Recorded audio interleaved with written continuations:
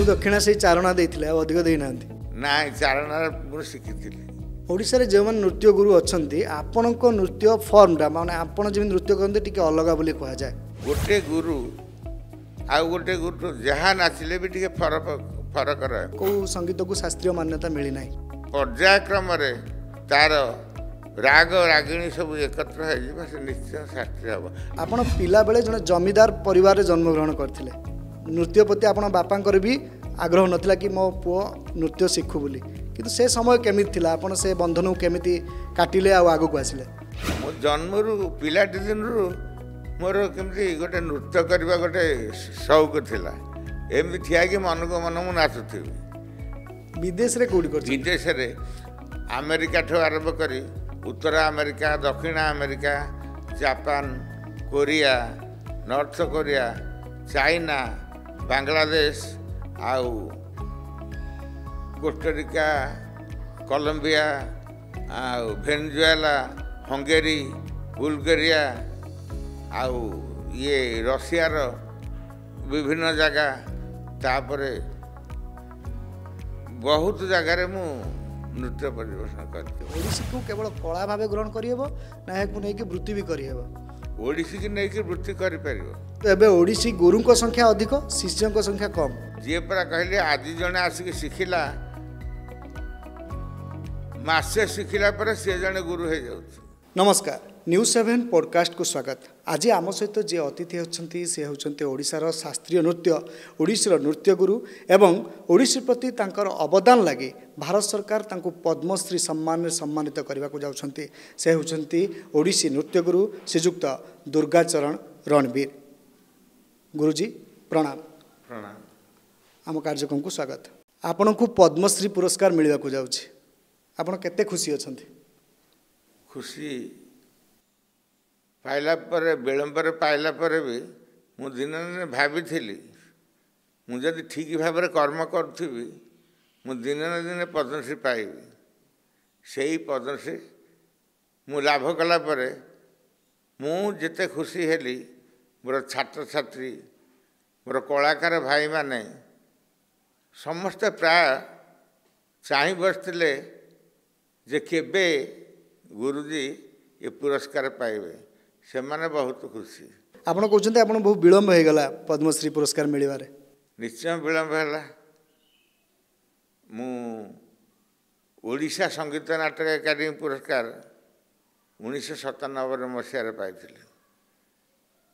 केंद्र संगीत नाटक एकाडेमी अवार्ड मु पाइली 2005 रे तापरे एबे मु पाइली पद्मश्री दीर्घ व्यवधान रे मु पाइली से मु मन दुख नाई जिते बेले हेले मो ना तो बाछिकी मत दिगला से मु खुशी ओ भगवान ठारे मु मोर प्रार्थना करती भगवान ये पुरस्कार मत दे मो जीवन श्रुति की रक्षा कले आउ मो गुरु को पद तले यही पुरस्कार मु अर्पण करी गुरु को प्रणाम करुछि राज्य राज्य बाहर विदेश रे आपन को एते सम्मान मिली एते पुरस्कार मिली आपन को लागुनी पद्मश्री न होइतले भी चली थांता आपन कहउचंती विलंब हो गला बोली नहीं विलंब रे हैला मु कहूनी विलंब रे जदियो हैला पद्मश्री केते माने मु जेते साधना मोर साधनार फल मु दीर्घ 10 वर्ष तलू 15 वर्ष तलू पुरस्कार पाइबा कथा आज मत सरकार देले से मु क्या निजक दुख करूनी मुझे मोर मन कर मोर एबे पाइबार थिला तार फल मु पाउछि प्रथम तो आम शास्त्रीय नृत्य ओडिसी शिखिबा पय गोटे पिला पाखरे कौन सब गुण रहिबा दरकार गोटे पिला को नृत्य शिखा जदि आसे तार देखिब तार चरित्र गठन आउ तार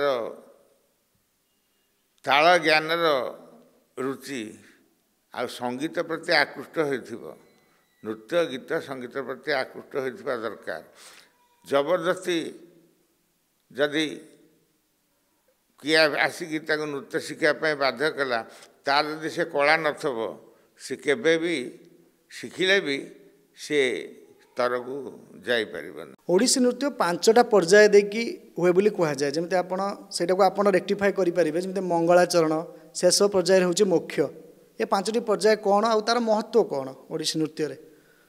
मंगलाचरण प्रथम ओडिसी नृत्य प्रथम पर्याय यही मंगलाचरणटी मंच प्रवेश भूमि प्रणाम इष्टदेव वंदना आउ सभा प्रणाम। मंगलाचरण आमर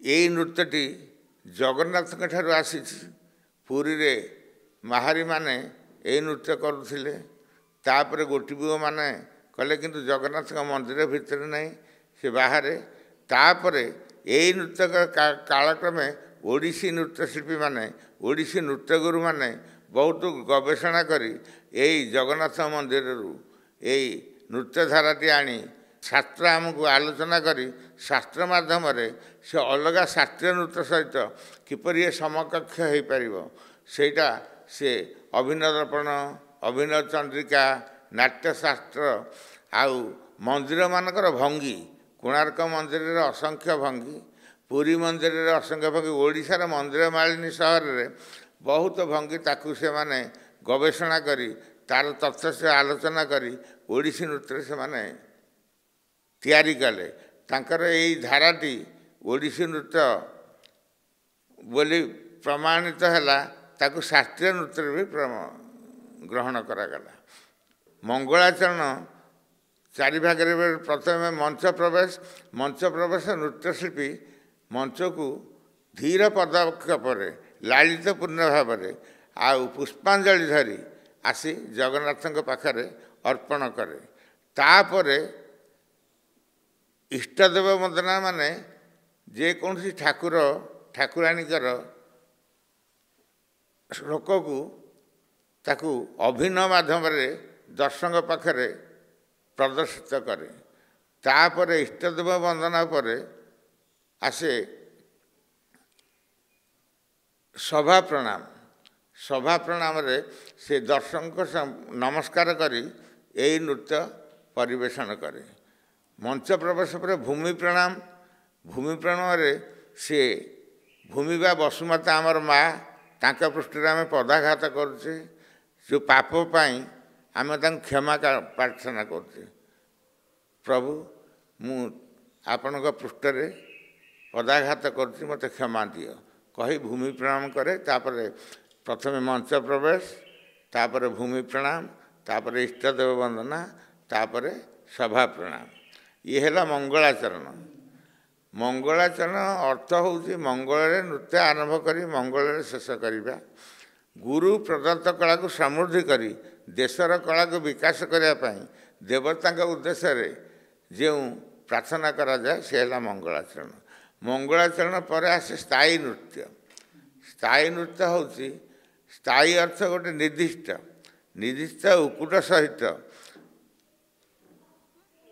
विभिन्न प्रकार कोणार्क पुरी मंदिर भंगी गुड़िक नृत्य स्थान दे ताकू खंडी गड़ी अरस आमर सब मान मुक्ताई बहुत अच्छी ताकू से स्थान दब स्थान दे यही नृत्य प्रजाति भंगी विहल नृत्य तेणुक एक निर्दिष्ट उकुट सहित हो कि थम थे ता किटी तक ता हम ता हाता ता ताके धा धा किटी तक ताम थे यहीपरि 16 खंड वाद्य अच्छे 16 खंड वाद्य से जी जहाँ को ग्रहण करके जो गुरु माने ताको तैयारी करछंती।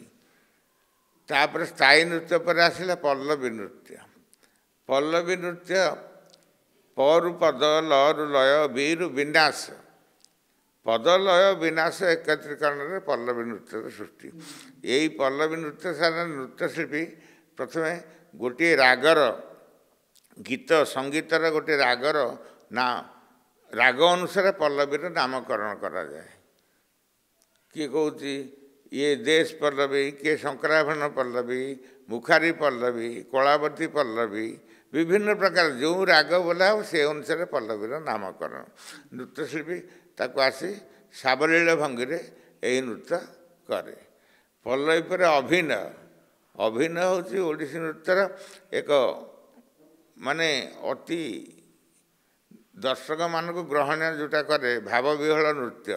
ମନର ଭାବକୁ ଦର୍ଶକଙ୍କ ପାଖରେ ପହଞ୍ଚେଇ ଦେବାକୁ ଯାହା ଗୋଟେ ଗୀତର ଅର୍ଥକୁ ନେଇ ସେଇଟା ହେଉଛି ଅଭିନୟ। ଅଭିନୟର ଗୋପାଳକୃଷ୍ଣ, କବି ସୂର୍ଯ୍ୟ, ବନମାଳୀ, ଉପେନ୍ଦ୍ର ଭଞ୍ଜ, ଆମର ଜୟଦେବ ଏଇମାନଙ୍କର ଗୀତ ଲେଖାକୁ ନୃତ୍ୟଶିଳ୍ପୀ ଅଭିନୟ କରେ। ଅଭିନୟ ପରେ ଆସିଲା ମୋକ୍ଷ। ମୋକ୍ଷ ଅର୍ଥ ଶେଷ, ମାନେ ମୋକ୍ଷ ପ୍ରାପ୍ତି। ଧର୍ମ, ଅର୍ଥ, କାମ, ମୋକ୍ଷ ଚତୁବର୍ଗ ଫଳ ପ୍ରାପ୍ତି ପାଇଁ ନୃତ୍ୟଶିଳ୍ପୀ ଅତି ଉଦ୍ବେଗ ସହିତ ଭଗବାନଙ୍କ ପାଖରେ କେମିତି ମୁଁ ଲୀନ ହୋଇଯିବି ସେଇ ଉଦ୍ଦେଶ୍ୟରେ ଏହି ନୃତ୍ୟକୁ ସମାପନ କରେ। ଏ ହେଲା ମୋକ୍ଷ ନୃତ୍ୟ। ଏହି ହେଲା ଓଡ଼ିଶୀର 5ଟି ପର୍ଯ୍ୟାୟ। ତା ଛଡ଼ା ଓଡ଼ିଶୀରେ ଆମର ଶବ୍ଦସ୍ୱର ପାଠ ବି ଅଛି। ବିଭିନ୍ନ ପ୍ରକାର ଶବ୍ଦସ୍ୱର ପାଠ। ସେଟା ମଙ୍ଗଳାଚରଣରେ ଯେଉଁ ଇଷ୍ଟଦେବୀ ବନ୍ଦନାରେ ଦିଆଯାଏ। ଆଉ ନୃତ୍ୟ କେତେକ ଶିବଙ୍କର ନୃତ୍ୟ, ଦୁର୍ଗାଙ୍କର ନୃତ୍ୟ ମଧ୍ୟରେ ବି, କୃଷ୍ଣଙ୍କର ନୃତ୍ୟ ମଧ୍ୟରେ ବି ଶବ୍ଦସ୍ୱର ପାଠ ଦିଆଯାଏ। ମନେକର ମୁଁ ଗୋଟେ ଶବ୍ଦସ୍ୱର ପାଠ କହୁଛି, ସେଇଟା ମହାକାଳୀଙ୍କର ଗୋଟେ ଆମେ ତାଙ୍କର ଗୀତକୁ ନେଇ ଆମେ ପରିବେଷଣ କରୁଛେ। ତାର ଜୟତୁ ଜୟ ଜୟ ଜୟତୁ କାଳୀ, ଧାଗିଡ଼ା ଗିଡ଼ିତାକ ରୂପକ ରାଳି, ଝମକ ଝମ ଝମ ଧାତି ଖଣ୍ଡା, କାତି କରଧରି ଚଣ୍ଡ ମୁଣ୍ଡା, ଜିହ୍ୱା ଲହ ଲହ ରୁଧିର ତୁଣ୍ଡା, ଧାଗିଡ଼ା ଗିଡ଼ିତାକ ନାଚେ ପ୍ରଚଣ୍ଡା, ମା କରାଳି ତବ କରାଳ ରସନା, ଶ୍ରୁକୁ ଅଶ୍ରୁଲିୟ ଲୋଳ ରସନା, କିକସ ଦଶନେ ସ୍ଫୁଟ ଦଶନା, ମହାମତା ମହାକାଳ ପରିସ୍ଥିତି ବିପରୀତ ରତିରେ ନୃତ୍ୟରତା, ଧାଗିଡ଼ା ଗିଡ଼ିତାକ ଧାଗିଡ଼ା ଝେଣା ତାକ ଝମତା ଝମ ଝମ ଝମତା ଝେଣା ତାକ ତାକିଟା ତାକ ତାକ ତା ତା ମା। ଇଏ ହେଲା ଶବ୍ଦ। ଏମିତି ମହାକାଳୀ ଶବ୍ଦ, ଶିବ ଶବ୍ଦ, କୃଷ୍ଣ ଶବ୍ଦ, ବିଭିନ୍ନ ପ୍ରକାର ଶବ୍ଦ ଅଛି। ଓଡ଼ିଶାରେ ଯେଉଁମାନେ ନୃତ୍ୟ ଗୁରୁ ଅଛନ୍ତି, ଆପଣଙ୍କ ନୃତ୍ୟ ଫର୍ମଟା ମାନେ ଆପଣ ଯେମିତି ନୃତ୍ୟ କରନ୍ତି ଟିକେ ଅଲଗା ବୋଲି କୁହାଯାଏ।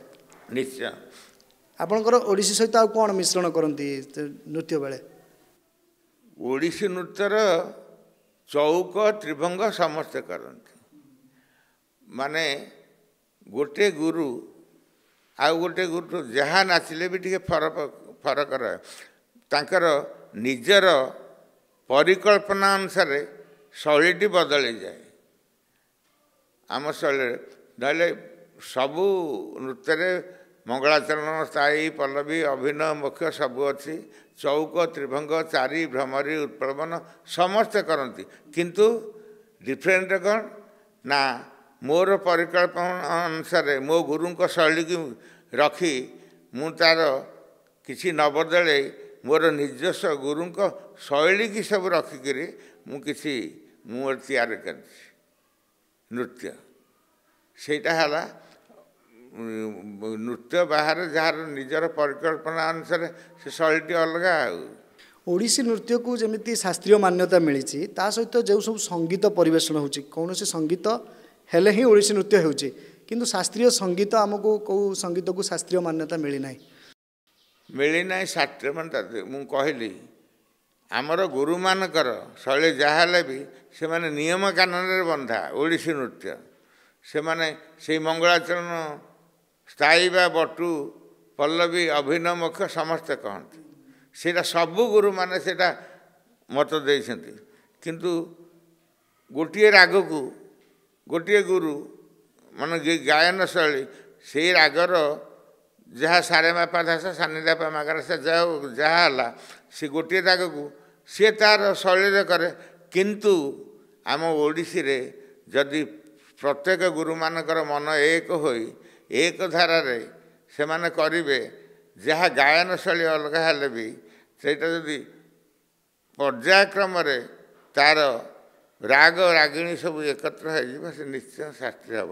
ଆମ ଓଡ଼ିଶୀ ନୃତ୍ୟ ତ ସବୁ ଶାସ୍ତ୍ରୀୟ ନୃତ୍ୟଠୁ ବଳି ପଡ଼ିବ। କାହିଁକିନା ଏ ଓଡ଼ିଶୀ ଗୀତରେ ଯେତେ ମହତ୍ତ୍ୱପୂର୍ଣ୍ଣ ଭାବପ୍ରଧାନ ଗୀତ ତା ଛଡ଼ା ଅଲଗା ଗୀତରେ ଦେଖିବାକୁ ପାଇବା ନାହିଁ। ଏ ସବୁ ଓଡ଼ିଶୀ ଗୀତ ସେଇଟା କୌଣସି ମାନେ ନିର୍ଦ୍ଦିଷ୍ଟ ବହିରୁ ଆସିଛି ବା ସଙ୍ଗୀତ ଅଛି ନା ତାର କିଛି ଅଲଗା ଅଲଗା ଫର୍ମ ବି ଅଛି ସଙ୍ଗୀତର? ନା, ତାର ବହି ବି ଅଛି, ବହି ବି ଅଛି। ତାର ଯେଉଁ ପୁରୁଣା ଗାଁ ଗହଳିରେ ଯେଉଁମାନେ ଗାଉଛନ୍ତି, ପୁରୁଣା ପୁରୁଣା ଲୋକ କିଛି ଜାଣି, ସେମାନେ ପ୍ରକୃତ ଓଡ଼ିଶୀ ଯେଉଁ ଚମ୍ପୁ, ଛଣା, ଜଣାଣ, ଛାନ୍ଦ, ଚଉତିଶା ଏଇସବୁ ଗାଇ ସେମାନେ ତାଙ୍କର ନିଜସ୍ୱ ଶୈଳୀ ଯେଉଁ ଦେଖାନ୍ତି ସେଇଟା ପ୍ରକୃତ ଓଡ଼ିଶୀ। ପୁରୀ ଜାଗା ଘରେ ବି ଏଇ ଶୈଳୀରେ ଗାୟନ ଶୈଳୀ ଅଲଗା, ସେଇଟାକୁ ବହୁତ ଚିତ୍ତାକର୍ଷକ ଲାଗେ। ଆପଣ ଯେମିତି କହିଲେ କାଳକ୍ରମେ ମାହାରୀରୁ ଛଉ ନୃତ୍ୟ ଏମିତି ହେଇକି ଆମର ଆସିଛି ଓଡ଼ିଶୀ ହେଇଛି। ଆକ୍ଚୁଆଲି ଲୋକନୃତ୍ୟ ଆଉ ଶାସ୍ତ୍ରୀୟ ନୃତ୍ୟ ଏ ଭିତରେ ବିଶେଷ ଫରକ କ'ଣ? ଶାସ୍ତ୍ରୀୟ ନୃତ୍ୟ ହେଉଛି ଶାସ୍ତ୍ରକୁ ମାନିବା। ମାନେ ତମେ ମଙ୍ଗଳାଚରଣ କଲ, ମଙ୍ଗଳାଚରଣରେ ତମେ କେମିତି ଯେଉଁ ପାଦ ଚାଳନା କେମିତି ହେବ, ଯେଉଁ ଅର୍ଦ୍ଧବର୍ତ୍ତୁଳ ଚାଲିରେ ତମେ ଯାଇକରି ଯେଉଁ ଜଗନ୍ନାଥଙ୍କୁ ପୁଷ୍ପାଞ୍ଜଳି ଦେବ, ତାର ଧାରା ଅଛି, ତାର ଶାସ୍ତ୍ରକୁ ନେଇକି ଶାସ୍ତ୍ରକୁ ମାନିକିରି ସେ ନୃତ୍ୟ କରାଯାଏ। ଓଡ଼ିଶୀ ହେଉ, ମଣିପୁରୀ ହେଉ, ଭରତନାଟ୍ୟ ହେଉ, ସବୁ ଶାସ୍ତ୍ରକୁ ଅନୁସରଣ କରିକି କରନ୍ତି। କିନ୍ତୁ ଲୋକନୃତ୍ୟରେ ଶାସ୍ତ୍ରକୁ ଅନୁସରଣ ନାହିଁ, ସେଇଟା ମନ ମୁତାବକ ସେ ନୃତ୍ୟ ହଏ। ତାର ଧାରା ଗୋଟିଏ, ପାଲା ହେଉ, ଦାସକାଠିଆ ହେଉ, ଘୋଡ଼ା ନାଚ ହେଉ ବା ଦଣ୍ଡ ନାଚ ହେଉ, ଯେକୌଣସି ନୃତ୍ୟ ହେଉ, ତାର ଅଲଗା, ତାର ଶାସ୍ତ୍ର କିଛି ନାହିଁ। ତେଣୁକରି ଏ ଦୁଇ ଜଣ ଶାସ୍ତ୍ରୀୟ ନୃତ୍ୟ, ଲୋକନୃତ୍ୟ, ସେଇଟା ଦର୍ଶକମାନଙ୍କର ରୁଚି। ଦର୍ଶକମାନଙ୍କୁ ମନ୍ତ୍ରମୁଗ୍ଧ କରିବା ପାଇଁ ବା ଆନନ୍ଦ ଦେବା ପାଇଁ ଏଇ ଲୋକନୃତ୍ୟ କରାଯାଏ। ଆପଣ ଓଡ଼ିଶାର ଏଇ ଶାସ୍ତ୍ରୀୟ ନୃତ୍ୟ ଓଡ଼ିଶୀ ପାଇଁ ବହୁତ ଅବଦାନ ଦେଇଛନ୍ତି ବା ଆଗକୁ ବି ଦେବେ। କିନ୍ତୁ ଆପଣ ପିଲାବେଳେ ଜଣେ ଜମିଦାର ପରିବାରରେ ଜନ୍ମଗ୍ରହଣ କରିଥିଲେ। ନୃତ୍ୟ ପ୍ରତି ଆପଣ ବାପାଙ୍କର ବି ଆଗ୍ରହ ନଥିଲା କି ମୋ ପୁଅ ନୃତ୍ୟ ଶିଖୁ ବୋଲି। କିନ୍ତୁ ସେ ସମୟ କେମିତି ଥିଲା? ଆପଣ ସେ ବନ୍ଧନକୁ କେମିତି କାଟିଲେ ଆଉ ଆଗକୁ ଆସିଲେ? ମୁଁ ଯେତେବେଳେ ପିଲାଟି ଦିନରୁ, ମୋ ଜନ୍ମରୁ ପିଲାଟି ଦିନରୁ ମୋର କେମିତି ଗୋଟେ ନୃତ୍ୟ କରିବା ଗୋଟେ ସଉକ ଥିଲା। ଏମିତି ଠିଆକି ମନକୁ ମନ ମୁଁ ନାଚୁଥିବି। ସେଥିପାଇଁ ଘରେ କହିଲେ କ'ଣ ଖାଲି ନାଚୁଛି ଇଏ କରୁନୁ। ତାପରେ ମୁଁ ପାଠ ପଢ଼ିବାକୁ ଗଲି। ପାଠ ପଢ଼ିଲା ବେଳେ ବି ସ୍କୁଲରେ ପିଲାମାନେ ଖେଳ ଛୁଟି ହେଲା କ'ଣ ହେଲା, ମୁଁ ତାଙ୍କର ନ ଯାଇ ମୁଁ ମୋର ବିଭିନ୍ନ ପ୍ରକାର ନାଚ ଦେଖୁଥିବି। ସେତେବେଳେ କ'ଣ ଗାଁରେ ଡ୍ରାମା, ଯାତ୍ରା ସବୁ ହୁଏ, ତାକୁ ଦେଖିକିରି ମୁଁ ତାଙ୍କୁ ଅନୁକରଣ କରିକି ନାଚେ। ସେ ତାପରେ ଆମର ସାର୍ ମାନେ କହିଲେ ଏ ତ ଖାଲି ନାଚୁଛି। ଗୋଟେ ଚତୁର୍ଥ କ୍ଲାସରେ ପଢ଼ିଲା ବେଳେ ଗୋଟେ ଡ୍ରାମା ହେଉଥିଲା, ଜଣେ ସାର୍ ଥିଲେ, ତାଙ୍କ ନାଁ ତ୍ରିଲୋଚନ ଦାସ। ସିଏ ବଇଁଶୀ ଭଲ ବଜାନ୍ତି। ସିଏ ମୋତେ ଗୋଟିଏ ସେତେବେଳର ନାଚ ଆରତୀ ଡ୍ୟାନ୍ସ, ଗାଧୁଆ ଡ୍ୟାନ୍ସ, ଆଉ ଗୋଟେ ଗୀତ ତୁଳସୀ ଚଉରା ମୂଳେ, ରଙ୍ଗିଣୀ ଗଛ ତଳେ, ସଞ୍ଜବତୀ, ଲିଭି ଲିଭି ଯା, ଏଇସବୁ ନାଚ ଶିଖେଇକିରି ମୁଁ ଯେତେବେଳେ ଡ୍ରାମାରେ ନାଚିଲି, ସମସ୍ତେ ଏକଦମ ଗଦଗଦ ହେଇଗଲେ, ଏ ତ ବଢ଼ିଆ ନାଚୁଛି ଇଏ କରିକିରି। ଆଉ ତାପରେ ଯେତେ ଡ୍ରାମା ହେଲା, ଥିଏଟର ହେଲା, ମୋତେ ସମସ୍ତେ ଡାକିଲେ ନାଚିବାକୁ। ଘରେ କିନ୍ତୁ ବିରକ୍ତ। ଘରେ ସେଥିପାଇଁ ବହୁତ ଗାଳି ମନ୍ଦ ଖାଇଲି, ମାଡ଼ ବି ଖାଇଲି। ଆଉ ଘରେ ଲୁଚିକି ବି ମୁଁ ଯାଏ ନାଚିବାକୁ ଚାଲିଯାଏ। ଯିଏ ଆସନ୍ତି ଡାକିବାକୁ, ମୁଁ ରାତିରେ ଶୋଇଥିବି, ମୁଁ ଲୁଚିକି ତାଙ୍କ ସାଇକେଲ ପଛପଟେ ଯାଇକିରି ମୁଁ ନୃତ୍ୟ କରି ସକାଳୁ ଘରକୁ ଲୁଚି ଲୁଚି ଆସି କେଉଁଠି ଗୋଟେ ଲୁଚିଯାଏ। ତାପରେ ଘରେ ଯେମିତି ଖୋଜନ୍ତି, ସିନା ରାଗିକି କହନ୍ତି, ତାପରେ କୁଆଡ଼େ ଗଲା ସିଏ, ସ୍କୁଲ ବେଳେ ହେଲାଣି ସ୍କୁଲକୁ ଯିବ, ଇଏ କରିବ, କୁଆଡ଼େ ଯାଏ। ତାପରେ ଖୋଜେ ମୁଁ କବାଟ କଣରେ ହେଉ, ମଞ୍ଚା ଉପରେ ହେଉ, କେଉଁଠି ଘରେ ବସିଥିବେ, ଲୁଚିଥିବି। ତାପରେ ସେ ଆସିକି ବହୁତ ମୋତେ ଗାଳି ଦେବେ, ଇଏ କରିବେ। ତାପରେ ମୋ ବୋଉ ବହୁତ ବୁଝାଏ, କାହିଁ ଏମିତି ଅଝଟ ହେଉଛୁ, ବାପା କେତେ ରାଗୁଛନ୍ତି, ମନ ଦୁଃଖ କରୁଛନ୍ତି। ମୁଁ ସେଇଠି ଭାବେ କ'ଣ କରିବି। କିନ୍ତୁ ତାପରେ ମୋର କିଛି ସମୟ ପରେ ପୁଣି ବଦଳିଯାଏ ସେ ନୃତ୍ୟ ପ୍ରତି। ତାପରେ ମୁଁ ଯେତେବେଳେ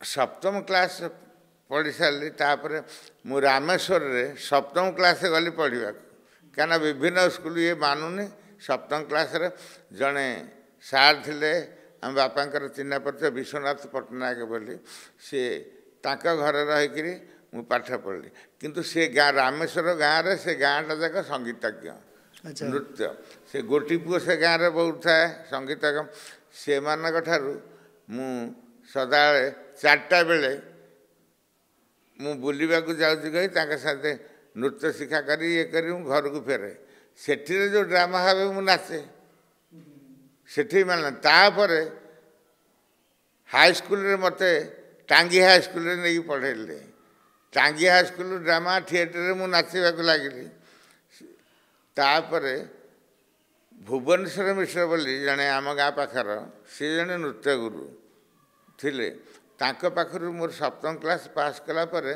सी मोर जे जगन्नाथ दास बोली जने मोर कजन ब्रदर हे सी तांको स्कूल को मत नेले गोटे ड्रामा नाचिया को मुझे गोटे ओडिसी नाच शिखिली ओडिसी नाच से कहले ओडिसी नाच यहाँ मुझे शिखिकी नाचिली समस्त प्रशंसा कले तापर एमती करू विभिन्न हाईस्कल तापर गड़बाणीकिल हाईस्कल विभिन्न बापा खाली चेंज करने को लगिले कौटे चिन्ह पर्यटन से तत्वावधान छाड़ा मुझे मानिली तापर मोर एमती मैट्रिकुलेशन मु पास कली मैट्रिकुलेशन पास कला पर विभिन्न हाईस्कल किंतु से समस्ते स्कूल टीचर माने चिड़ती समस्ते घर भी चिड़ती गाँ लोक भी छीचकार करती ता भितर करे जिते बड़े मैट्रिकुलेशन पास कली सेते बेले ये जगन्नाथ दास जी मो भाई सी कहले अरे ये संगीत महाविद्यालय गोटे इंटरव्यू बाहर तू नृत्य पक्का मुझे आप लिखी दिखाँ सी लिखी पकईले से पकईकि जिते देखिले जो इंटरव्यू मत डकरा है सी लफापाटी मु रखीदेली घर गोटे पटा पर तापर मु खोजला बेलू किसी दिन ताकू पाइली एमती हो दिने सीटा तले पड़ जा देखिली जे आज इंटरव्यू चलती इंटरव्यू चलती जाकि से दिन 3टा 4टा है जाकि मुझे भाई कहली कौन करी आज तो इंटरव्यू तो सरला कौन कर सरबणी से कहले कौन कर तू कही था ना केबे इंटरव्यू तथापि आसे एबे जीवा एबे जाकि भुवनेश्वर गली सागर भुवनेश्वर आसी संध्या 7टा 7:30 है पहुँचली 7:30 पहुँचला आसिक से जो सेते रवीन्द्र मंडप नृत्य शिक्षा होता से संगीत महाविद्यालय होता से निजस्व घर नाला से रवीन्द्र मंडप आसला बेलू से माली जी से कम करूला आम पचारू आज से कहला आज तो इंटरव्यू होता आउ हेड जो बुढ़ा है कि जो लोक जड़े छता से छता छाड़ी दे जाते सी पचार सी होती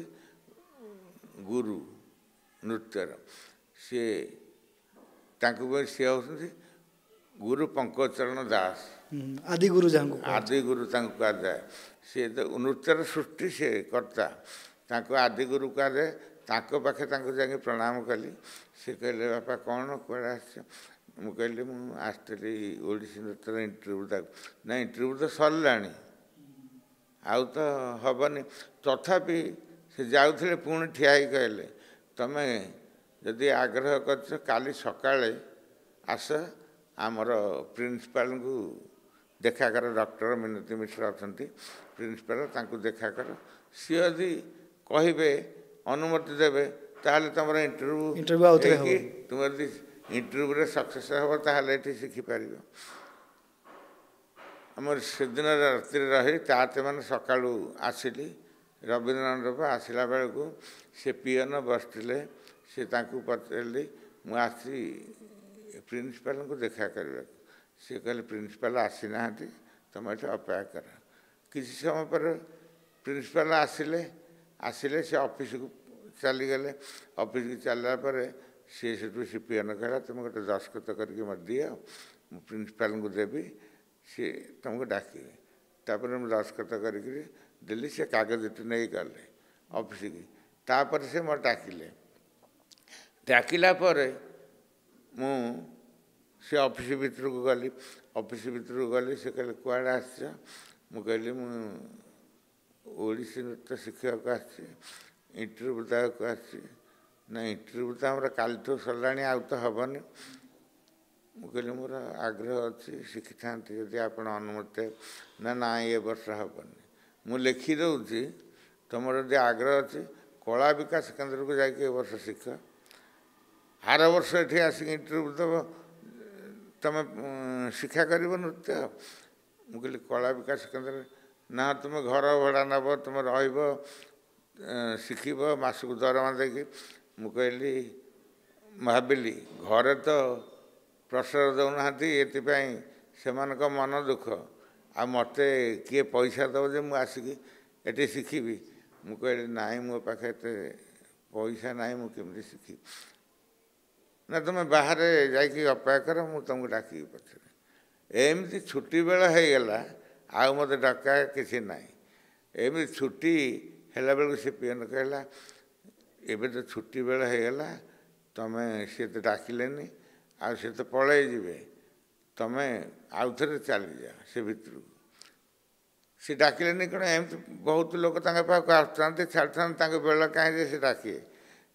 ପଳେଇଲା ବେଳକୁ ଜଣେ ମୋଟା ଲୋକ ବସିଥିଲେ ସେଠି ତାଙ୍କ ପାଖରେ। ମୋଟା ଲୋକ, ମୁଁ ପଚାରିଲା ବେଳେ ସେ ବାଳକୃଷ୍ଣ ଦାସ ସିଏ ବସିଥିଲେ।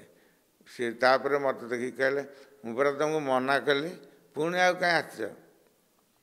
ସେଠୁ ବାଳକୃଷ୍ଣ ଦାସ କହିଲେ ଇଏ କିଏ କାହିଁକି ଆସି? ନା ଇଏ ଓଡ଼ିଶୀ ନୃତ୍ୟ ଶିଖିବାକୁ ଆସନ୍ତି, ଫୁଲ୍ ପ୍ୟାଣ୍ଟ ସାର୍ଟ ପିନ୍ଧିକି ଓଡ଼ିଶୀ ନୃତ୍ୟ ଶିଖିବାକୁ ଆସନ୍ତି, କହୁଛି ମୁଁ ଶିଖିବି। ସେଠୁ ବାଳକୃଷ୍ଣ ଦାସ କହିଲେ ଆମର ତ ପିଲା ହେଉନାହାନ୍ତି ନା କଲେଜ, ଆଉ ତାର ଯଦି ଆଗ୍ରହ ଅଛି, ଯଦି ଭଲ କରିବ ଇଣ୍ଟରଭ୍ୟୁ କରନ୍ତୁ, ନେଇଯାଆନ୍ତୁ। ତାପରେ ସେ ସାଙ୍ଗେ ସାଙ୍ଗେ ବେଲ୍ ଦେଲେ। ବେଲ୍ ଦେଲା ବେଳକୁ ଜଣେ କୁଚୁକୁଚିଆ ବାଳ ହେଇକିରି ଗେଡ଼ା ଲୋକ ସିଏ ଆସିଲେ ହେରି। ତାପରେ କହିଲେ ପିଲାଟି କାଲି ଆସିନି, ଆଜି କ'ଣ ଇଣ୍ଟରଭ୍ୟୁ ଦେବାକୁ ଆସିଛି, ତାକୁ ଦେଖନ୍ତୁ ସାର୍, ସିଏ ଯଦି ଭଲ କରିବ ତାକୁ ନେଇଯିବା। ସିଏ ପଛରେ ଜାଣିଲି ହେ ହେଉଛି ଡକ୍ଟର ଗୁରୁ ଦେବପ୍ରସାଦ ଦାସ, ଯିଏ ଆପଣଙ୍କ ଗୁରୁ। ମୋ ଗୁରୁ ଯିଏ, ମୋ ଗୁରୁ ବି ପଙ୍କଜଚରଣ ଦାସ।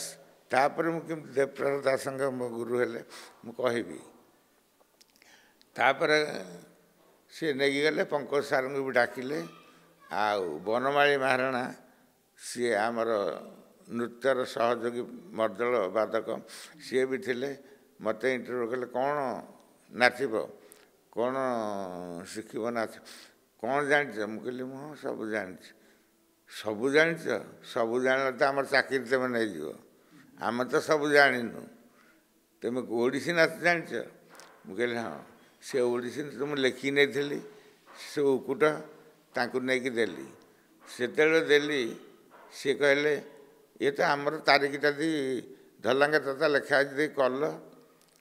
ମୁଁ ଯେତେବେଳେ କଲି, ସିଏ ନାଚି ସାରିଲି, ଗୋଟେ ଅଭିନୟ କଲି। କାରେ ଦେଖାଉ ତେଜରେ କଞ୍ଜ ନୟନା, ବାରେ ମାନସ ହେଜରେ। ତାକୁ ଏମିତି ଅଭିନୟ ତାକୁ କରିକି ଦେଖେଇଲି। ସେ କହିଲେ ବାପା ଇଏ ଓଡ଼ିଶୀ ନୃତ୍ୟ ନୁହଁ, ଇଏ ହେଉଛି ଫୋଡ଼ିଶୀ ନୃତ୍ୟ।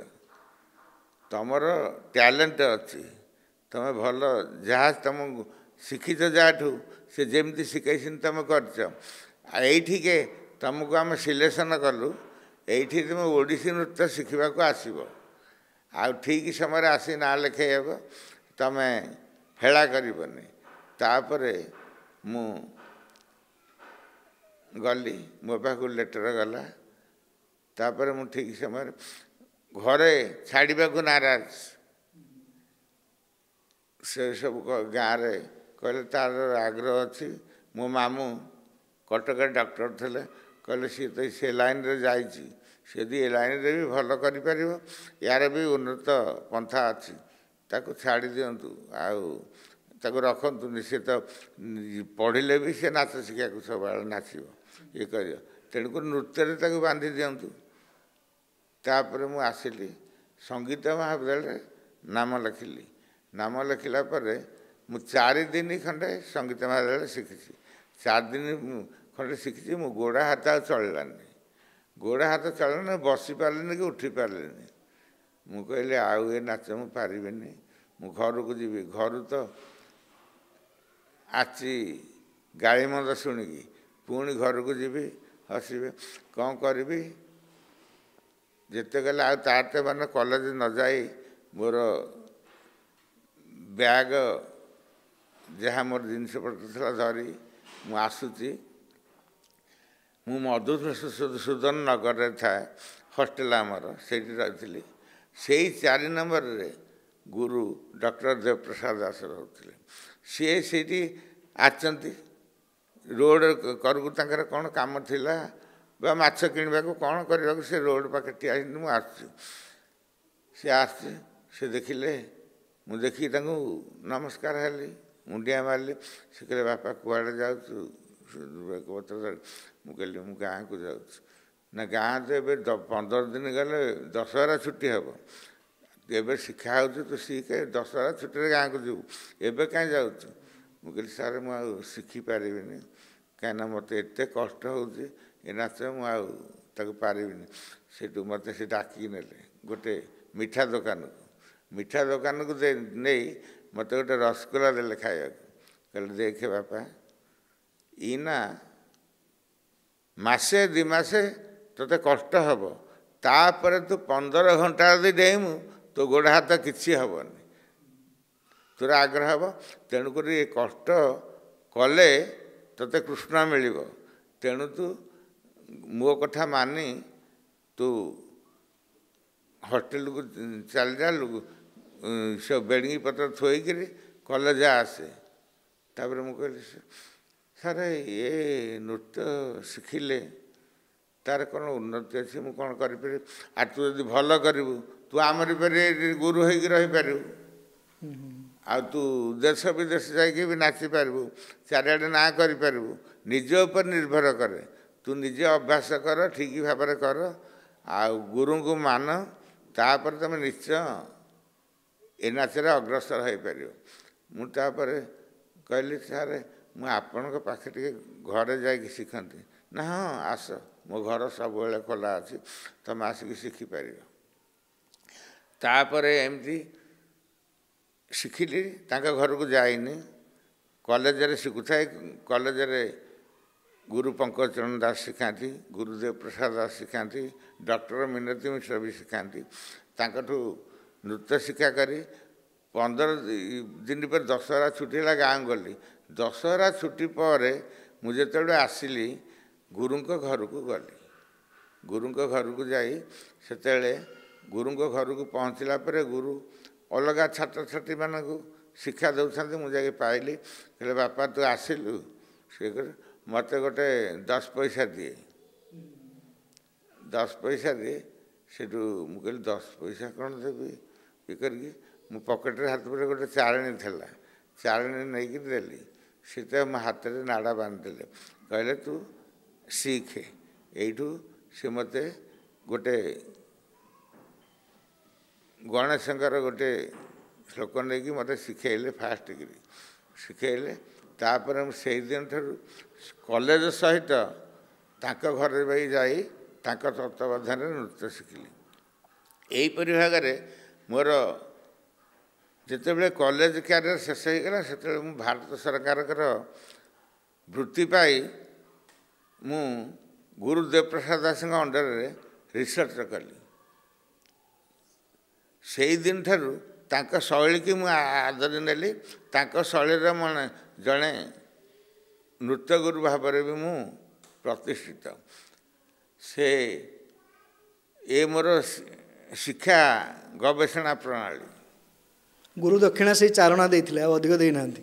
ନାଇଁ, ଚାରଣାରେ ମୁଁ ଶିଖିଥିଲି। ତାପରଠୁ ତାଙ୍କ ତତ୍ତ୍ୱାବଧାନରେ ଆପଣ ଶିଖି ଚାଲିଲେ? ଶିଖିଲି। ଆପଣ ଓଡ଼ିଶାରେ କେଉଁଠି କେଉଁଠି ମାନେ ନୃତ୍ୟ ପରିବେଷଣ କରିଛନ୍ତି ଆଉ ବିଦେଶରେ କେଉଁ କେଉଁ ସ୍ଥାନରେ ପରଫର୍ମ କରିଛନ୍ତି ଆପଣ? ମୁଁ ଓଡ଼ିଶାରେ ପ୍ରାୟ ସବୁ ଜିଲ୍ଲାରେ ପରଫର୍ମ କରିଛି। ମୋ ଛାତ୍ରଛାତ୍ରୀଙ୍କୁ ନେଇ ବି ପରଫର୍ମ କରିଛି, ମୁଁ ବି ନିଜେ ନାଚିଛି। ଆଉ ଇଏ ଦେଶ ବାହାରେ ଦିଲ୍ଲୀଠୁ କାଲକାଟା ବମ୍ବେ ଯେତେ ଭାରତର ବର୍ଷର ଯେତେ ଫେଷ୍ଟିଭାଲ ଅଛି ସବୁ ଫେଷ୍ଟିଭାଲରେ ମୁଁ କରିଛି। ଖଜୁରାହାଟୁ ଆରମ୍ଭ କରି କୋଣାର୍କ ପର୍ଯ୍ୟନ୍ତ ଯେତେ ଯେତେ ବଡ଼ ବଡ଼ ଫେଷ୍ଟିଭାଲରେ ମୁଁ ଅଂଶଗ୍ରହଣ କରି ମୋର ଛାତ୍ରଛାତ୍ରୀମାନଙ୍କୁ ନୃତ୍ୟ ପରିବେଷଣ କରିବାର ସୁଯୋଗ ଦେଇଛି। ବିଦେଶରେ କେଉଁଠି କରିଛନ୍ତି? ବିଦେଶରେ ଆମେରିକାଠୁ ଆରମ୍ଭ କରି ଉତ୍ତର ଆମେରିକା, ଦକ୍ଷିଣ America, Japan, Korea, north Korea, China, Bangladesh, ଆଉ କୋଷ୍ଟାରିକା, କଲମ୍ବିଆ, ଆଉ ଭେନେଜୁଏଲା, ହଙ୍ଗେରୀ, ବୁଲଗେରିଆ, ଆଉ ଇଏ ରଷିଆର ବିଭିନ୍ନ ଜାଗା, ତାପରେ ବହୁତ ଜାଗାରେ ମୁଁ ନୃତ୍ୟ ପରିବେଷଣ କରିଛି। ସେଠାକାର ଲୋକମାନଙ୍କର କେମିତି ମାନେ ସ୍ପୃହା ଦେଖିବାକୁ ମିଳେ? ନୃତ୍ୟ ସରିଲା ପର୍ଯ୍ୟନ୍ତ ସେମାନେ ହଲ୍ରେ ଥାଆନ୍ତି, ସେମାନେ କୁଆଡ଼େ ଯାଆନ୍ତିନି। ନୃତ୍ୟକୁ ବହୁତ ଓଡ଼ିଶୀ ନୃତ୍ୟକୁ ସେମାନେ ବହୁତ ପସନ୍ଦ କରନ୍ତି। ଆଉ ଓଡ଼ିଶୀ ନୃତ୍ୟ ସରିଲା ପରେ ସେମାନେ ଆଗ୍ରହର ସହିତ ଆସି ଦେଖା କରନ୍ତି ଯେ ଗୁରୁଜୀ ଆମେ ଆପଣଙ୍କ ପାଖରେ ଶିଖିବୁ ବୋଲି ବହୁତ ଶିଷ୍ୟା ଆସି ମୋ ପାଖରେ ପହଞ୍ଚନ୍ତି। ମୁଁ ତାଙ୍କୁ ବି ଶିକ୍ଷା ଦିଏ। ସେମାନେ ଭାରତୀୟ ବଂଶୋଦ୍ଭବ ନା ସେଇ ଦେଶର ଲୋକମାନେ ବି ଆପଣଙ୍କୁ ଭେଟନ୍ତି ଆସିକି? ଭାରତୀୟମାନଙ୍କ ସହିତ ସେ ଦେଶର ଲୋକମାନଙ୍କୁ ମୁଁ ବହୁତ ଶିଖେଇଛି। ମୋର ମାଲେସିଆରେ ବି ଗୋଟେ ସ୍କୁଲ ଅଛି, ଆଉ ଇଏ ପ୍ୟାରିସରେ ଗୋଟେ ସ୍କୁଲ ଅଛି, ତାପରେ ଆମେରିକାରେ ସ୍କୁଲ ଅଛି, ଲୋଟସ୍ ବୋଲି ଗୋଟେ ଅନୁଷ୍ଠାନ ଆମେରିକାରେ, ସେଇଟା ଏବେ ମଧ୍ୟ ଚାଲିଛି। ସେଠି ମୋର ସବୁ ଛାତ୍ରଛାତ୍ରୀମାନେ ଅଛନ୍ତି, ସେମାନେ ଶିଖାନ୍ତି। ମୁଁ ବର୍ଷକୁ ଥରେ ଯାଏ ତାକୁ ଦେଖିବା ପାଇଁ। ଆପଣ ଯେବେଠୁ ଶିକ୍ଷାଦାନ ଆରମ୍ଭ କରିଛନ୍ତି, ନୃତ୍ୟ ଶିଖେଇଛନ୍ତି, ଆପଣଙ୍କର କେତେ ଛାତ୍ରଛାତ୍ରୀ ଏବେ ଅଛନ୍ତି ଦେଶ ବିଦେଶରେ? ସମସ୍ତ ଭଲ ହେଇପାରେନି, କେତେଜଣ ମୋର ଛାତ୍ରଛାତ୍ରୀ ଅଛନ୍ତି ସେମାନେ କି ନିଜର କ୍ୟାରିୟରକୁ ନିଜେ ଗଢ଼ି ତୋଳିଛନ୍ତି। ମନେକର ସଙ୍ଗୀତା ଦାସ ମୋର ପ୍ରଥମ ଛାତ୍ରୀ, ସିଏ ରାଷ୍ଟ୍ରପତି ପୁରସ୍କାର ପାଇଛି, ଷ୍ଟେଟ୍ ଓଡ଼ିଶା ସରକାରଙ୍କର ପୁରସ୍କାର ପାଇଛି। ସିଏ ବି ଜଣେ ଅଦ୍ୱିତୀୟ ନୃତ୍ୟଶିଳ୍ପୀ। ଆଉ ରାଜଶ୍ରୀ ଚିନ୍ତକ, ରଞ୍ଜିତା ମଲ୍ଲିକ, ଲୀନା ମହାନ୍ତି, ଦୀପ୍ତି ରାଉତରା, ସସ୍ମିତା ମହାନ୍ତି, ପ୍ରତିଭା ସାହୁ, ଏମାନେ ସବୁ ଅଦ୍ୱିତୀୟ ବହୁତ ଛାତ୍ରଛାତ୍ରୀ। ଛାତ୍ର ଭିତରେ ମୋର ପ୍ରଦୀପ ସିହ୍ନା ଗୋଟେ, ଭରତ ଗିରି, ସନାତନ ନାୟକ, ସୁରେନ୍ଦ୍ରନାଥ ଖୁଣ୍ଟିଆ, ପୀତବାସ ବିଶ୍ୱାଳ, ଆଉ ଇଏ ମନୋରଞ୍ଜନ ପ୍ରଧାନ, ମନୋଜ ପ୍ରଧାନ, ମନୋରଞ୍ଜନ ମନୋଜ ପ୍ରଧାନ, ଆଉ ବହୁତ ଛାତ୍ରଛାତ୍ରୀ, ଆଉ ରାହୁଲ ଆଚାର୍ଯ୍ୟ, ବହୁତ ଛାତ୍ରଛାତ୍ରୀ ମୋର। ଏମାନେ ଭଲ ନୃତ୍ୟ କରନ୍ତି। ଆଉ ଦୀର୍ଘ 5000ରୁ ଅଧିକ ଶିଷ୍ୟା ମୋର ଦେଶ ବିଦେଶ ଓଡ଼ିଶାରେ ମୁଁ ଶିଖେଇଲି। ସେମାନେ କିଏ ଗୁରୁ ହେଲେଣି ତ କିଏ ନୃତ୍ୟଶିଳ୍ପୀ ହେଉଛନ୍ତି, ଏମିତି ଚାଲିଛି ତାଙ୍କର। ଓଡ଼ିଶୀ ଆମର ହେଉଛି ଶାସ୍ତ୍ରୀୟ ନୃତ୍ୟ ବୋଲି ଆମେ ଗର୍ବ କରୁଛୁ, କିନ୍ତୁ ଏମିତି ମଧ୍ୟ ଦେଖାଯାଉଛି ଓଡ଼ିଶାର ବହୁତ ଯୁବପିଢ଼ି ଏଥିପ୍ରତି ବେଶୀ କିଛି ତାଙ୍କ ପାଖରେ ଜ୍ଞାନ ବି ରହୁନି, ଓଡ଼ିଶୀ ପ୍ରତି ଜ୍ଞାନ ନାହିଁ, ବା ସେମାନେ ଆଗ୍ରହ ପ୍ରକାଶ କରୁନାହାନ୍ତି ଓଡ଼ିଶୀ ଶିଖିବା ପାଇଁ। କ'ଣ କଲେ ସେମାନେ ଆଗ୍ରହ ପ୍ରକାଶ କରିବେ, ଅଧିକରୁ ଅଧିକ ଆମର ଓଡ଼ିଶୀର ପ୍ରଚାର ପ୍ରସାର ହେଇପାରିବ? ଆଜିକାଲି ଯେଉଁ ପ୍ରକାର ହେଲାଣି, ମାନେ ସେଥିପାଇଁ ପିଲାମାନଙ୍କ ଛଡ଼ା ତାଙ୍କର ବାପା ମାଆଙ୍କୁ ମୁଁ ଦାୟୀ କରିବି। କାହିଁକିନା ବାପା ମାନେ ଆଜିକାଲି ବାପା ମାଆ ମାନେ ଓଡ଼ିଶୀ ନୃତ୍ୟ ଏତେ କଷ୍ଟ କରିକି 3 ବର୍ଷ 4 ବର୍ଷ ପରେ ଯାଇକି ନାଚିବ, ଏତେ କରିବ। ଇଏ ତ ସାର୍ ଆସୁଛନ୍ତି, ଜଣେ ସାର୍ ଯେ ମୋ ଝିଅ 8 ଦିନରେ ସେଇଠି ଗୋଟେ ଶିଖିକି ଗୀତ ଯାଇକିରି ପ୍ରୋଗ୍ରାମ କଲାଣି। ମାନେ ଯେଉଁ ଭଜନ ଜଣାଣ, ଆଜିକାଲି ବ୍ରେକ୍ ଡ୍ୟାନ୍ସ ହେଉଛି, ସେଥିପାଇଁ ବହୁତ ମାଷ୍ଟର ମିଳୁଛନ୍ତି। ଆଉ ପିଲା 15 ଦିନରେ ବି ଗୁରୁ ହେଇଯାଉଛି। ସେ ଶିଖେଇକି ସେ ପିଲାଙ୍କୁ ଶିଖିଲାଣି। ଓଡ଼ିଶୀ ନୃତ୍ୟର ବ୍ୟାକରଣ ତାକୁ ଜଣା ନାହିଁ କି ସାଇନ୍ସରେ ସେ ପଶି ପାରୁନାହାନ୍ତି, କିଛି ନାହିଁ। ଏମିତି ମନ ଇଚ୍ଛା ନାଚ ଶିଖିକିରି ତାଙ୍କୁ ଷ୍ଟେଜ୍ରେ ନଚେଇ ଦେଲେ। ଏଥିପାଇଁ ବାପା ମାଆ ବି ଖୁସି ହେଇଯାଉଛନ୍ତି। ଟିଭିରେ ଆପଣ ବିଭିନ୍ନ ପ୍ରକାର ଡ୍ୟାନ୍ସ ଫର୍ମ ଦେଖୁଥିବେ, ହିପ୍ ହପ୍ ହେଲା, ବ୍ରେକ୍ ଡ୍ୟାନ୍ସ, ସେଥିରେ କ'ଣ କିଛି କଳା ତାଙ୍କର ଲାଗୁନି? ବା ସେ ଏତେ ଭଲ ଡ୍ୟାନ୍ସ କରୁଛନ୍ତି, ବାହା ମିଳୁଛି? ବାହା ହେଉଛନ୍ତି। ମନେକର ଦେଖନ୍ତୁ, ଆମେ ଗୋଟେ ଓଡ଼ିଶୀ ନୃତ୍ୟ ହେଉ କି ଭରତନାଟ୍ୟମ ହେଉ କି କଥକ ହେଉ, ଯେକୌଣସି ନୃତ୍ୟ, ଗୋଟିଏ ନୃତ୍ୟ ଜଣେ ନୃତ୍ୟଶିଳ୍ପୀ ଶିଖିଲା ପରେ ଦୀର୍ଘ 3-4 ବର୍ଷ ପରେ ସେ ରଙ୍ଗମଞ୍ଚକୁ ଯାଏ। ଆଉ ଏ ଯେଉଁ ବ୍ରେକ୍ ଡ୍ୟାନ୍ସ, ପପ୍ ଡ୍ୟାନ୍ସ ବା ଭଜନ ଜଣାଣ ନଚା ହେଉଛି, ସିଏ 8 ଦିନ ଶିଖିକିରି ଷ୍ଟେଜ୍କୁ ଯାଆନ୍ତି। ତା'ର ଡିଫରେଣ୍ଟଟା ଆପଣ ଜାଣିପାରିବେ କେଉଁଟା ରୁଚିକର। ଯଦି ଭଜନ ଜଣାଣ ଗାଇ ସେଇଟା ଦର୍ଶକମାନଙ୍କୁ ଆନ୍ଦୋଳିତ କରେ, ସେମାନେ ବାହା ହେଇ ବି ତାଳି ମାରନ୍ତି। କିନ୍ତୁ ଓଡ଼ିଶୀ ନୃତ୍ୟ ଭିତରେ ରସଗ୍ରାହୀ ଯେଉଁମାନେ, ସେମାନେ ରସ ଯେଉଁମାନେ ବୁଝିପାରିବେ ବା ଭାବ ଯେଉଁମାନେ ବୁଝିପାରିବେ, ସେମାନେ ଶାସ୍ତ୍ରୀୟ ନୃତ୍ୟକୁ ଗ୍ରହଣ କରିବେ। ଓଡ଼ିଶୀ ନୃତ୍ୟ ଶିଖିବା ପରେ ବା ଓଡ଼ିଶୀ ନୃତ୍ୟଶିଳ୍ପୀ ଜଣେ ଆଧୁନିକ ନୃତ୍ୟ କରିପାରିବେ ନାହିଁ, ମାନେ ସହଜରେ କରିପାରିବେ ନା ତାଙ୍କୁ କଷ୍ଟ ହେବ? ଆଧୁନିକ ନୃତ୍ୟ ଶିଖିବାକୁ ତାଙ୍କୁ ସେଇଠି ଯାହା ବତେଇଦେବ ସାଙ୍ଗେ ସାଙ୍ଗେ ହେଇଯିବ। କିନ୍ତୁ ସେମାନେ ଆଧୁନିକ ନୃତ୍ୟକୁ କରିପାରିବେନି। ଯଦି ଗୋଟେ ନୃତ୍ୟଶିଳ୍ପୀ ଠିକ୍ ନୃତ୍ୟଶିଳ୍ପୀ ହେବ, ଯଦି ଆଧୁନିକ ନୃତ୍ୟ କରେ, ତା'ର ବଡ଼ିରେ ପ୍ରଭାବ ପଡ଼ିବ, ତା'ର ଶୁଦ୍ଧତା ପରିବର୍ତ୍ତନ ହୋଇଯିବ। ସେଥିପାଇଁ ଜଣେ ନୃତ୍ୟଶିଳ୍ପୀ ସେ ଶାସ୍ତ୍ରୀୟ ନୃତ୍ୟ ଶିଳ୍ପୀ ସେ ଆଧୁନିକ ନୃତ୍ୟକୁ ଗ୍ରହଣ କରେନି। ଆପଣ ଯେମିତି କହିଲେ ଯୁବପିଢ଼ିକୁ ଦାୟୀ କରିବେନି, ତାଙ୍କର ଅଭିଭାବକମାନଙ୍କୁ ଦାୟୀ କରିବା ଦରକାର, ଯେହେତୁ ଓଡ଼ିଶୀ ପ୍ରତି ସେମାନେ ବିମୁଖ ହେଉଛନ୍ତି। ଏଥିପ୍ରତି ସରକାରଙ୍କ ପଦକ୍ଷେପ କ'ଣ ହେବା ଦରକାର ବୋଲି ଆପଣ ଭାବୁଛନ୍ତି? ସରକାରଙ୍କ ପଦକ୍ଷେପ, ଯଦି ସେମାନେ ଓଡ଼ିଶୀ ନୃତ୍ୟକୁ ଠିକ୍ ଭାବରେ ପ୍ରମୋଟ କରି ସେଥିପାଇଁ ଗୁରୁମାନଙ୍କୁ ଡାକି ତା'ର ଗୋଟେ ବସେଇ ଓଡ଼ିଶୀ ନୃତ୍ୟର ତାକୁ ଆର୍ଥିକ ସାହାଯ୍ୟ ସେମାନଙ୍କୁ ଦେଇ ସେମାନେ ଯଦି କିଛି କରିପାରନ୍ତେ, ତାହେଲେ ଆର୍ଥିକ ସାହାଯ୍ୟ ଦେଉଛନ୍ତି, କିନ୍ତୁ ଏଭଳି ସାହାଯ୍ୟ ଦିଅନ୍ତୁ ସବୁ ନୃତ୍ୟଗୁରୁ, ସବୁ ନୃତ୍ୟଶିଳ୍ପୀମାନେ ସେମାନେ ଗୋଟିଏ ଶୈଳୀକୁ ବିଭିନ୍ନ ନୃତ୍ୟ ନ କରି, ଭଜନ କୀର୍ତ୍ତନ ଜଣାଣ ନ କରି ଓଡ଼ିଶୀ ନୃତ୍ୟକୁ ବାନ୍ଧି ରଖି ଚଳନ୍ତୁ। ଯଦି ସେମିତି ଠିକ୍ ଭାବରେ କରିପାରିବେ, ସରକାରଙ୍କ ତତ୍ତ୍ୱାବଧାନ ରହିବ, ସେଥିପାଇଁ ସେ ନିଶ୍ଚୟ ତା'ର ଆଗ୍ରହ ପ୍ରକାଶ ପାଇବ। ଏମିତି ମଧ୍ୟ ଦେଖାଯାଉଛି କି ଆପଣ କହିଲେ ଆଧୁନିକ ଡ୍ୟାନ୍ସ କରିବା ଦ୍ୱାରା ଲୋକପ୍ରିୟତା ବି ମିଳୁଛି, ଟଙ୍କା ବି ମିଳୁଛି, ମାନେ ବୃତ୍ତିଗତ ଭାବେ ବି ସେଟାକୁ ଗ୍ରହଣ କରିହେଉଛି। ଓଡ଼ିଶୀକୁ କେବଳ କଳା ଭାବେ ଗ୍ରହଣ କରିହେବ ନା ଏହାକୁ ନେଇକି ବୃତ୍ତି ବି କରିହେବ? ଓଡ଼ିଶୀକି ନେଇକି ବୃତ୍ତି କରିପାରିବ। ଆଜିକାଲି ଜଣେ ଓଡ଼ିଶୀ ନୃତ୍ୟଗୁରୁ ସେତେବେଳେ ଜଣେ ଓଡ଼ିଶୀ ନୃତ୍ୟକୁ ପାଠ କରିବାକୁ ଚଳିବା ପାଇଁ ବଡ଼ କଷ୍ଟକର ହେଉଥିଲା। କାହିଁକିନା ସେତେବେଳେ ଏତେ ନୃତ୍ୟଶିଳ୍ପୀ ଶିଖୁନଥିଲେ କି ଏତେ ଇଏ ନଥିଲା, ଗୁରୁମାନେ ଏତେ ଟ୍ୟୁସନ୍ କରିପାରୁନଥିଲେ କି ସ୍କୁଲ କରିପାରୁନଥିଲେ। ସେ ନୃତ୍ୟକୁ କିପରି ପେଶା କରିବେ ସେମାନେ ଜାଣିପାରୁନଥିଲେ। ଆଜିକାଲି ଘରେ ଘରେ ସ୍କୁଲ ହେଲାଣି, ଆଉ ବହୁତ ନୃତ୍ୟଗୁରୁମାନେ ବାହାରିଲେଣି।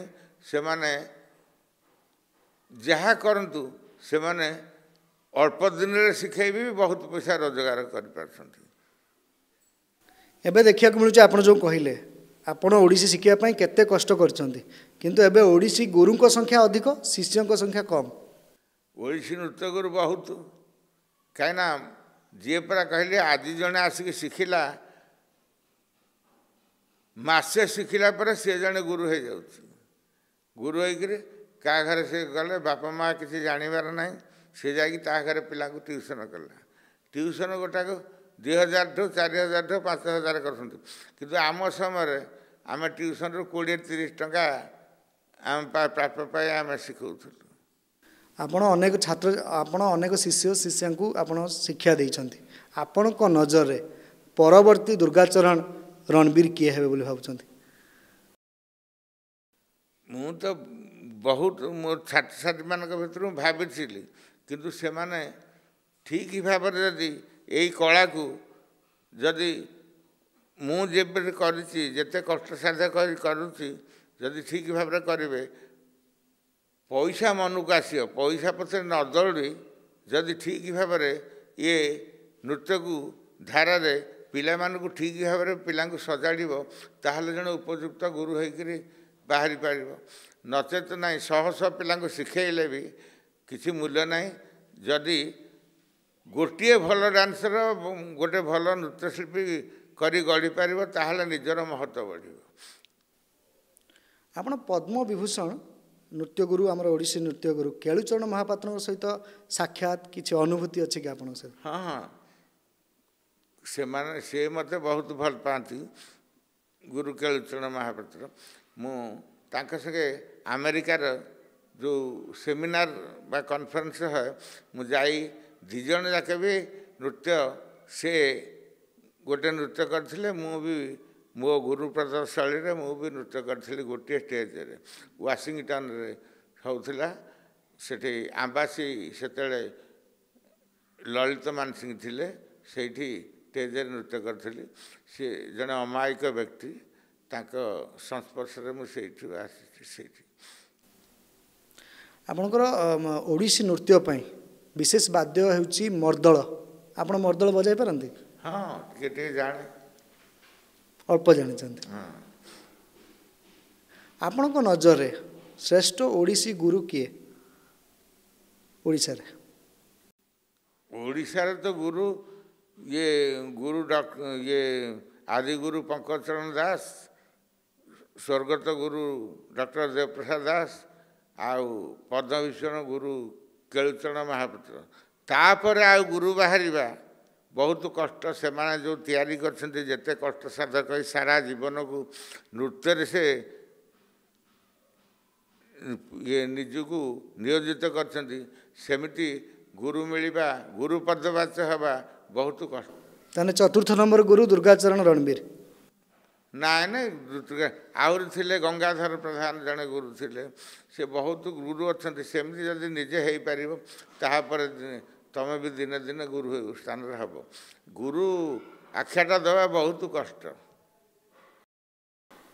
सेतिकी सरकार तो आपण पाखु देखिचंती जेतुमै पद्मश्री सम्मान आपण मिलिया जाउची सेतिमै आपण खुशी हाँ खुशी तो निश्चय आगु को आउ कोन लक्ष्य अछि आगु को अछि एई नृत्य को मु किपरि नुआ नुआ रूप दे मोर गुरु प्रदत्त शैली के आखिरे रखी सबु शास्त्र को मानि नहीं आउ तार व्याकरण और साइंस की रक्षा करी मु नुआ नुआ जिनस आउ करि परिबी आउ मोर छात्र छात्री के नुआ नुआ रूप में सजाड़ी पारिबी एटा मोर लक्ष्य प्रथमे जो ओडिसी रो जो आपण कहले इवॉल्व हैला एई सब नाचर माहारी ये नाचर आसिला देवदासी माने जो नृत्य करंती तां कोन कहा जाउतला सेतळे देवदासी माने जो देवदासी होती आम पुरी मंदिर रहउथुआ देवदासी के माहारी कहा जाए किंतु तांको नृत्य को माहारी नृत्य बोली कहा जाए माहारी नृत्य कहा जाए किंतु भारत वर्ष भरतनाट्यम रे जो माने मंदिर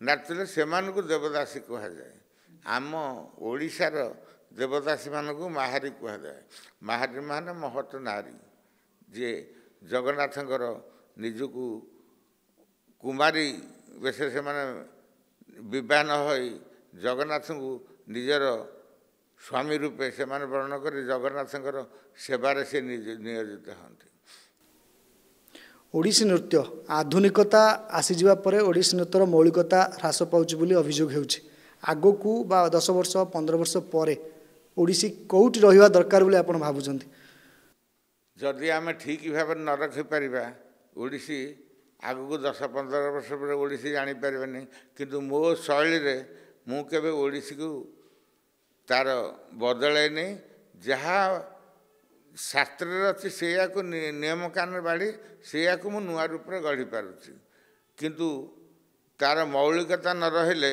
जदि ठीक भाव मौलिकता न रहिबो दिने ना दिने ओडिसी नृत्य को लोक समालोचना करेंगे ओडिसी रो अधिक रु अधिक प्रचार प्रसार पाई आपण राज्य सरकार को कौन परामर्श बा मेसेज देवाक चाहिए कि राज्य सरकार को मुझे मेसेज दे पारि जे राज्य सरकार आहुरी ये जो स्कूल कॉलेज मानक सब तैयारी होती आहुरी कॉलेज स्कूल हो जो माने ଛାତ୍ରଛାତ୍ରୀମାନେ କଲେଜରୁ ପାସ୍ କରିଛନ୍ତି ସବୁ ଯେ ଶିକ୍ଷାନୁଷ୍ଠାନ ମାନଙ୍କରେ ଓଡ଼ିଶୀ ନୃତ୍ୟ ଗୁରୁ ଭାବରେ ନିୟୋଜିତ କରନ୍ତୁ।